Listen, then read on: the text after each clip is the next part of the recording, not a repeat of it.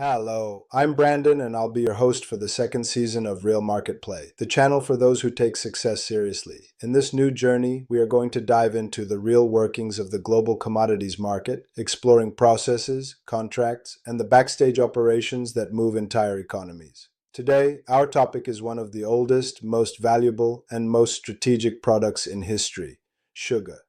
Yes, the same sugar you have on your table, but also the engine behind global logistics chains, futures contracts, and billion-dollar decisions.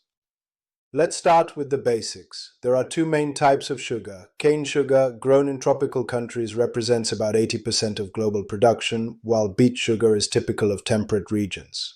In international trade, you will often hear the term IC, which stands for ICU-MSA, a measure of the sugar's color. In market language, premium refined white sugar is called IC45, white crystal sugar is usually around IC150, and raw bulk sugar, known as VHP, very high polarization, usually ranges from IC600 to IC1200. Brown sugar and demerara have naturally higher color levels and are relevant in niche or local consumption, but they are not the standard for the large export flow. And who dominates this market? Brazil leads global production and exports, followed by India, the European Union in beet sugar, Thailand, China, and the United States. Global production is around 190 million tons per year, with tens of millions of tons crossing borders annually. Where does it all go? To major consumers like China, Indonesia, the United States, the European Union, Bangladesh, and Pakistan. Many of them also producers, but importing to balance harvests, stocks, and demand. In value, we are talking about a market that moves tens of billions of dollars per year. Adding raw sugar, refined sugar, and derivatives, the global figure is huge and grows with food demand, and with the dynamics between sugar and ethanol, especially in Brazil. Now, a key point: speculation. Sugar is traded on exchanges like the ICE in the sugar number 11 contract.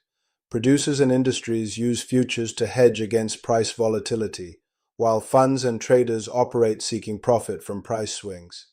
The price can rise or fall in just days because of weather, drought, or heavy rain, currency changes, public policies like quotas, subsidies, or export limits, global stocks, or the decision of mills to allocate more cane to sugar or ethanol. This environment creates opportunities but also traps: offers of IC45 sugar without proven origin, supposed VHP stocks that do not exist, forged documents, and shady intermediaries promising the impossible. What is the antidote? Process, contract, and compliance. Before any operation, validate the origin, the ICU-MSA quality, the polarization in the case of VHP, the logistical capacity, the supporting documents, and the governance of the counterparty.